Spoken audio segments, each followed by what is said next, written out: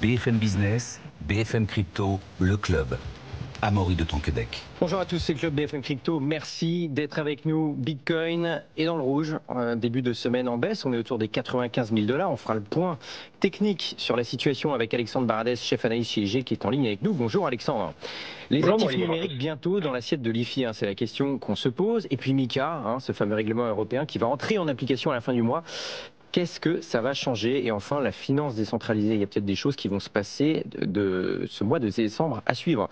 On en parlera avec Faustine Fleuret. Bonjour Faustine, présidente de l'ADAN. Et puis aussi le XRP, Jérémy, plus 410% en un mois, c'est assez fou. On va voir avec vous dans quelques instants pourquoi c'est envolé. Jérémy Luescon, responsable éditorial chez CoinShares. Bonjour. Et puis Michael Saylor conseille à Microsoft d'acheter du Bitcoin. Surprenant. On verra si Microsoft suivra ses conseils. Et le Brésil aura-t-il bientôt 5% des réserves, de ses réserves en Bitcoin? Affaire à suivre. Et enfin, les sociétés crypto auraient été débancarisées sous l'ère Biden aux États-Unis. On en parlera aussi avec vous, Jérémy.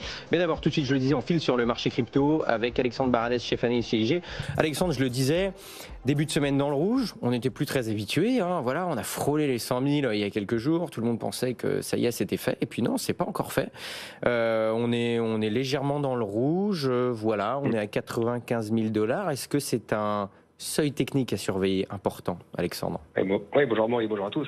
C'est vrai que, vous l'avez dit, il y a quelques jours, on a frôlé les 100 000 $. Et si on regarde bien dans la chronologie ce qui a suivi, on s'est rendu compte que la semaine dernière, ça a relargué un petit peu de 100 000 jusqu'à 90 000 quasiment, puis c'est un peu rebondi. Avant, aujourd'hui, se trouve à mi-chemin entre les plus bas de la semaine dernière et puis le sommet proche de 100 000.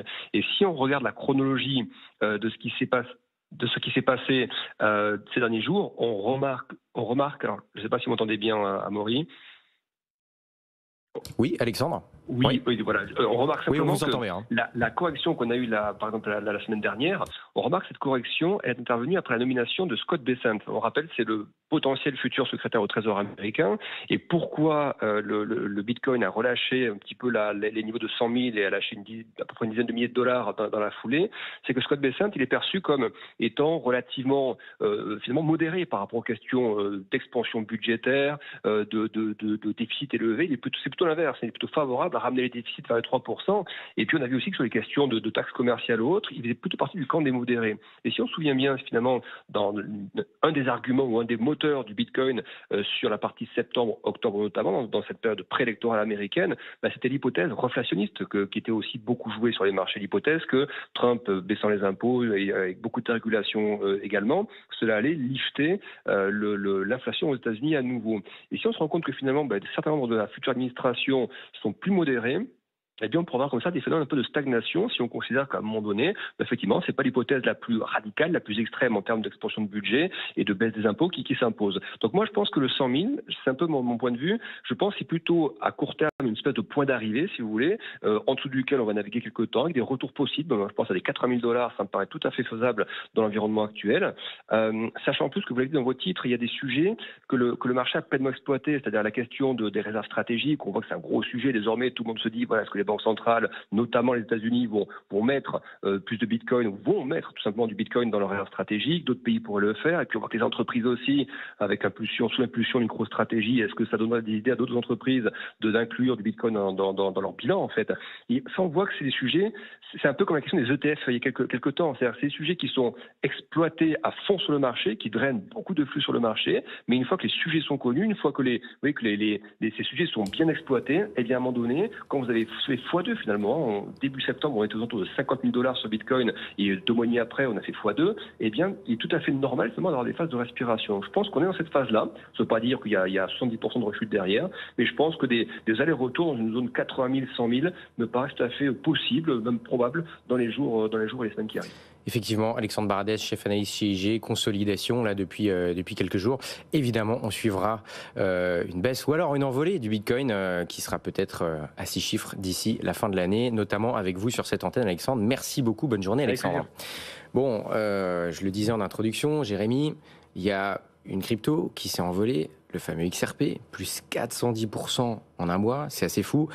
D'autant plus que, en fait, on est curieux un peu de savoir pourquoi, parce que c'est une crypto qui faisait pas l'unanimité à la base dans la communauté crypto. Pourquoi ? Parce que trop proche des banques ? Parce que dans la construction finalement d'XRP, donc qui est un jeton émis par la société Ripple aux États-Unis, voilà, ça est connoté comme un actif très centralisé, en tout cas beaucoup plus qu'un actif tel que Bitcoin ou encore Ethereum. Bon, il s'avère qu'il y a eu des efforts qui ont été faits au cours des dernières années. Il ne faut pas dire trop de mal d'XRP parce que sinon on a toute une XRP army sur Twitter qui arrive et qui nous dit, qui arrive en hurlant haro. Néanmoins, voilà, c'est un token qui existe depuis maintenant quasiment 10 ans et qui en effet a fait sa progression pour décentraliser en tout cas la plupart des acteurs qui travaillent autour de cet actif-là et qui s'est imposé au sein notamment d'ETP tels qu'en Europe, tel que celui de CoinShares par exemple, qui a fait une progression au 29 novembre de 190%, il faut quand même le noter. Et à l'heure actuelle, en effet, il y a beaucoup de projets qui se déroulent sur XRP ou le XRP Ledger, la blockchain XRP, ce qui peut donc expliquer en effet l'envolée de ce cours qui est vraiment impressionnante au cours d'un mois et qui peut aussi expliquer ce que disait Alexandre, c'est-à-dire qu'en effet, il y a des respiration sur Bitcoin à l'heure actuelle, mais on avait aussi beaucoup d'altcoins qui, elles, augmentaient. Donc on peut aussi peut-être imaginer qu'il y a des flux entrants sur la plupart des profits issus de Bitcoin qui se dirigent vers des altcoins.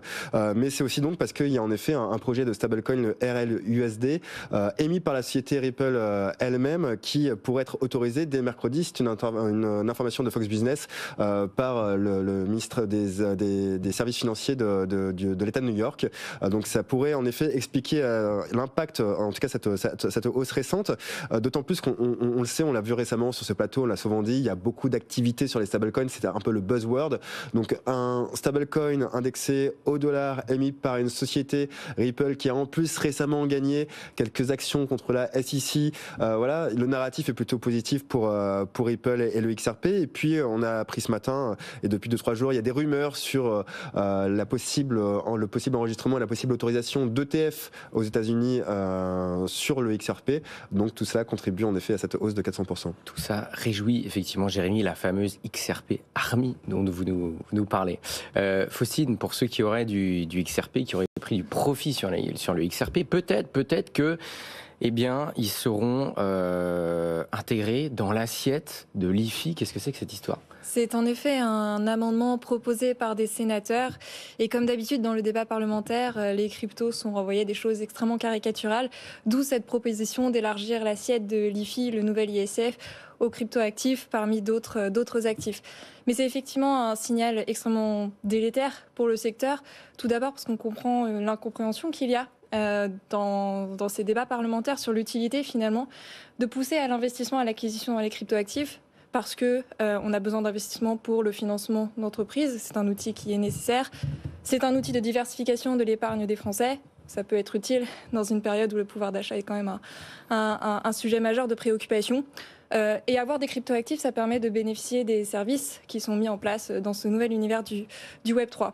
Ça contribue encore à à faire circuler les idées préconçues négatives sur les cryptos. Et là, on est dans une dichotomie vraiment parfaite avec ce qui se passe aux États-Unis et une année 2025 qui va s'annoncer extrêmement prolixe pour la crypto et pour son secteur. Donc pour toutes ces raisons, c'est effectivement extrêmement regrettable. On ne connaît pas le sort du texte ni de cet amendement dans les prochaines heures et dans les prochains jours.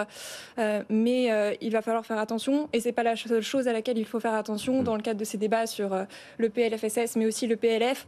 On est extrêmement inquiet pour le sort du statut des GEI, pour le crédit impôt innovation, pour les restrictions qui seraient supplémentaires sur le régime des BSPCE.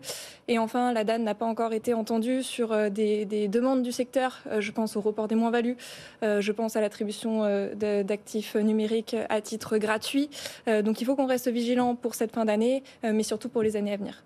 Bon, en attendant, il y en a un, c'est Michael Saylor, lui, qui continue à acheter du Bitcoin en masse avec MicroStrategy, et puis même qui conseille à Microsoft, rien de ça, d'acheter du Bitcoin. Jérémy, qu'est-ce qu'on peut dire là-dessus ? D'ailleurs, Microsoft voulait à peu près mettre 1% de Bitcoin dans sa trésorerie, je crois que c'était ça l'info. Rumeur, en tout cas, c'était des actionnaires de Microsoft qui conseillaient en effet à l'entreprise et au conseil d'administration d'investir en tout cas une part des actifs de Microsoft dans le Bitcoin.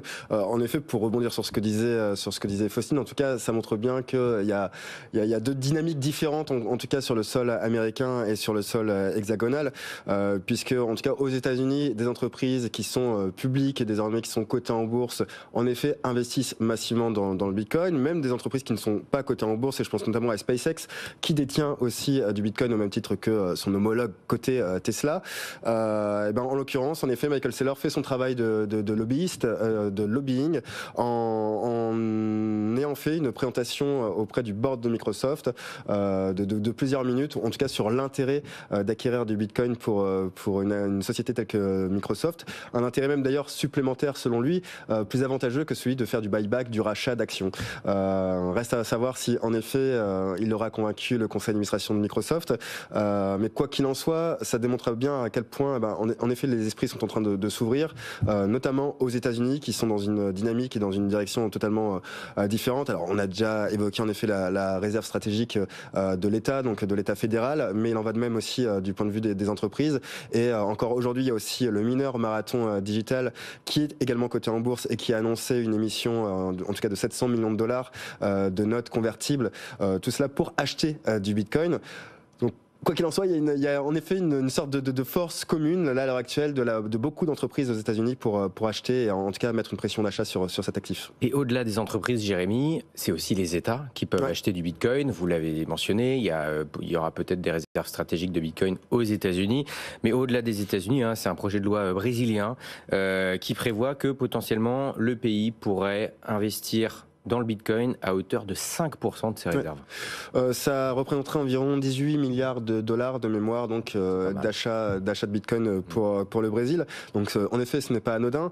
On va faire court là-dessus, mais quoi qu'il en soit, en effet, ça démontre encore une fois que, en tout cas, beaucoup d'États cherchent désormais d'autres actifs tels que l'or. On sait que par exemple que la Banque de France détient pour environ 200 milliards d'euros d'or.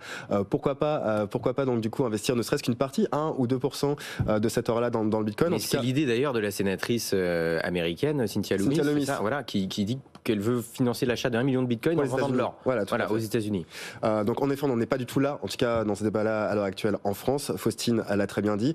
Donc le fait que le Brésil, il y a d'autres États tels que le Bhoutan ou le Salvador qu'on a déjà cité également, mais ça laisse penser en tout cas qu'il y a des réflexions qui sont en train de se mener, notamment en Europe aussi, au sein de certains, il y a des rumeurs au sein de certains pays de l'Est. Il y a aussi des rumeurs qui nous viennent plutôt du Moyen-Orient et des fonds souverains qui investiraient, qui sont déjà investis d'ailleurs dans des mineurs, mais qui pourraient investir directement dans cet actif-là. Donc les discussions changent, mais pas en France. Bon, Faustine, en France, on a Mika qui arrive à la fin du mois. Bon, concrètement, à quoi s'attendre? Qu'est-ce que ça va changer pour les acteurs ou les investisseurs de cet écosystème? Alors effectivement, le 30 décembre est une date à retenir pour l'entrée en application complète du règlement européen MiCA. Alors effectivement, ça va concerner les entreprises françaises, mais pas uniquement. Donc pour les entreprises, qu'est-ce que ça veut dire? La mise en conformité nécessaire avec toutes les règles qu'il y a dans MiCA, qui sont principalement des règles de protection de l'investisseur, de lutte contre les abus de marché et de préservation de la stabilité des marchés crypto.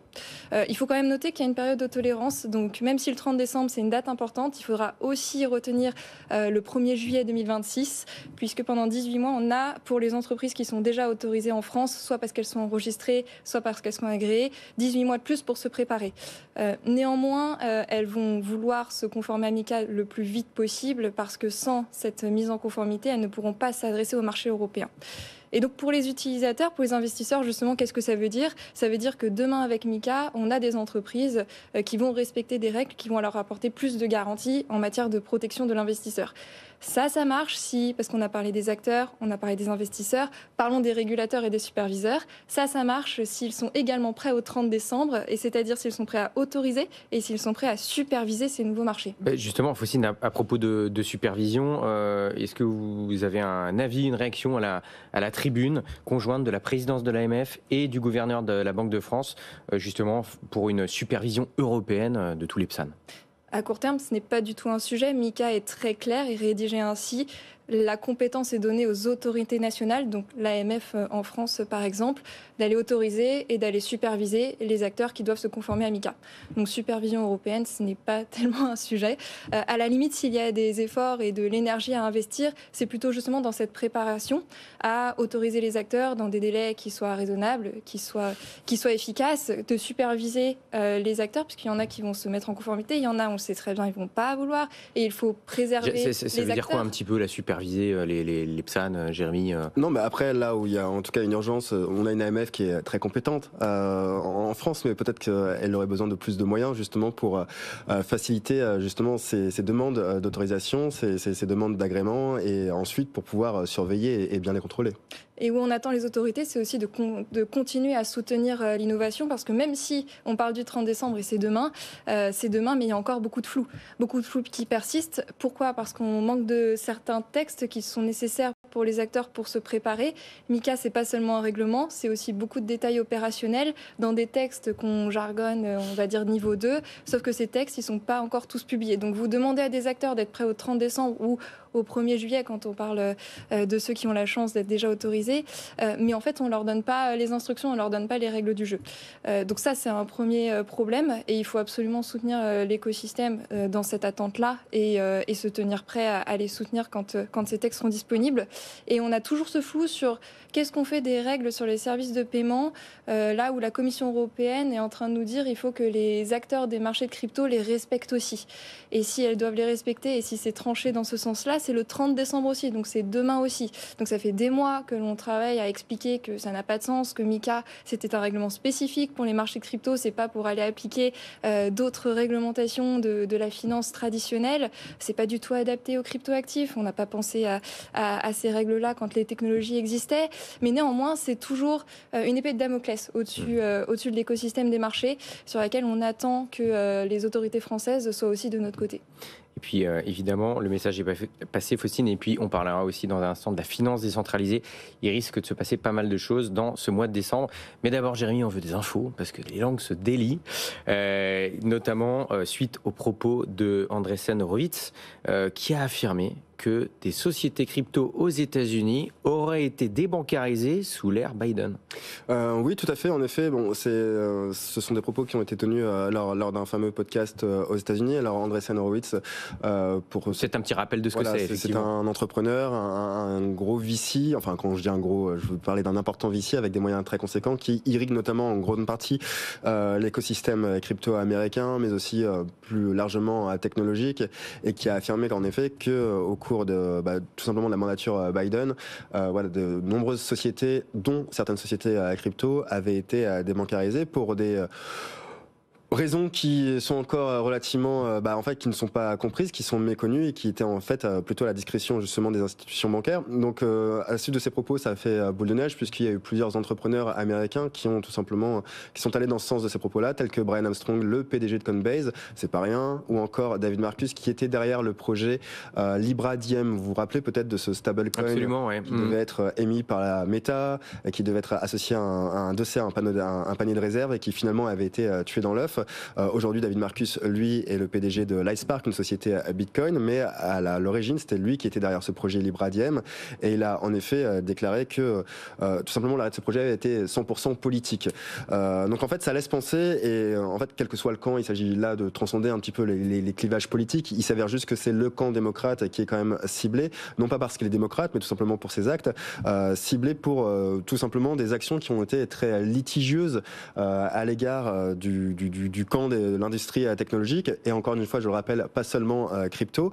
Dans le viseur de ces entrepreneurs, notamment Elizabeth Warren, qui est souvent citée, mais aussi Janet Yellen, tout cela qui laisse penser, parce qu'en fait, beaucoup de propos sont en train de concorder, d'aller dans le même sens autour de cette question, et il y a beaucoup d'éléments qui laissent penser en effet qu'il y a quand même eu une volonté politique finalement de tuer un petit peu l'innovation, et particulièrement crypto, au cours de ces 4 dernières années. Et ça, clairement, Jérémy, avec l'arrivée effective de de l'administration Trump aux manettes en janvier, ça pourrait clairement changer les choses de ce côté-là? Là, ça va clairement changer. En tout cas, le ton a été donné par la future administration Trump. Ce qu'il faut sans doute retenir aussi, c'est que, en fait, peut-être que Kamala Harris a perdu aussi en partie l'élection présidentielle américaine à cause de ça, et notamment le cœur de ces entrepreneurs, parce qu'il faut savoir que, aux États-Unis, encore une fois, on a le don pour financer les deux camps et pour nous soutenir finalement pas véritablement un camp en particulier lorsqu'on est le patron d'une grande entreprise. Il s'avère que le camp démocrate s'est vraiment mis à dos beaucoup d'entrepreneurs crypto qui étaient prêts initialement à financer le président Biden puis ensuite la candidate Harris et qui finalement lui ont tourné le dos tout simplement parce que les 4 ans et les mandats de Joe Biden ont été véritablement anti-crypto et ont freiné énormément d'innovations qui étaient pourtant pour certaines légitimes. Effectivement, et on le disait, les choses pourraient évidemment changer dans les semaines à venir. Faustine, pour terminer, on va revenir un peu sur ce qui peut se passer, ce mois de décembre-là, complexe pour le Web3. Qu'est-ce qu'il faut surveiller du côté de la finance décentralisée? Alors jusqu'à maintenant, la finance décentralisée avait un peu échappé à la réglementation parce qu'on avait réussi à sortir du périmètre de MiCA la DeFi. C'était pas du tout le bon véhicule pour la réglementer. Pour autant, l'Europe avait été claire tout de suite, ça sera réglementé. Et ce qu'on attend pour la fin du mois de décembre, c'est un rapport de la Commission européenne qui va traiter de plusieurs sujets autour des marchés de cryptoactifs, notamment les sujets qui n'ont pas été traités dans MiCA, dont fait partie la DeFi. Et qu'est-ce que la Commission européenne va dire? Elle va un peu préciser finalement une définition de la finance décentralisée. Parce qu'en fait, aujourd'hui, elle n'existe pas. Le problème, c'est que si demain, la DeFi est définie d'une façon assez extensive, plutôt restrictive, finalement, il y aurait des acteurs qui pourraient se retrouver dans le périmètre de MiCA parce que pensant être de la DeFi, mais dans la conception de l'Europe, c'est pas le cas. Donc ça peut être délétère. Et ce que doit aussi préciser la Commission européenne, c'est quelle sera cette réglementation de la DeFi, s'il y en a une. A priori, pas de suspense. Donc il faut qu'on reste vigilant. La France a déjà commencé à réfléchir en avance de phase, comme c'est un peu son habitude. L'an dernier, à la même époque, l'AMF et la CPR ont lancé un groupe de travail intitulé Smart Contract, auquel la DAN participe et d'autres acteurs de l'écosystème. Le but, c'était, et c'est plutôt un objectif louable, mieux comprendre ce qu'est la finance décentralisée et comment ça marche. Donc ça, c'est très bien. Et éventuellement donner des pistes de réglementation qui pourraient être réutilisées derrière par l'Europe. Donc a priori, la France nous garantit que ce ne serait pas pour mettre en place une réglementation nationale de la DeFi. Bon, comme ça a été fait sur les PSAN, restons quand même prudents. Mais donc il sera intéressant de s'intéresser aux conclusions de ce groupe de travail qui sont normalement rendues d'ici la fin du mois de décembre également. Effectivement, un mois de décembre chaud en termes de réglementation à surveiller de près sur le feu. Merci beaucoup Faustine Fleuret, donc présidente de la DAN, d'avoir été avec nous. Merci Jérémy Levescon, responsable éditorial chez CoinShares. Merci de nous avoir suivis. Rendez-vous demain 15h. BFM Business, BFM Crypto, le club.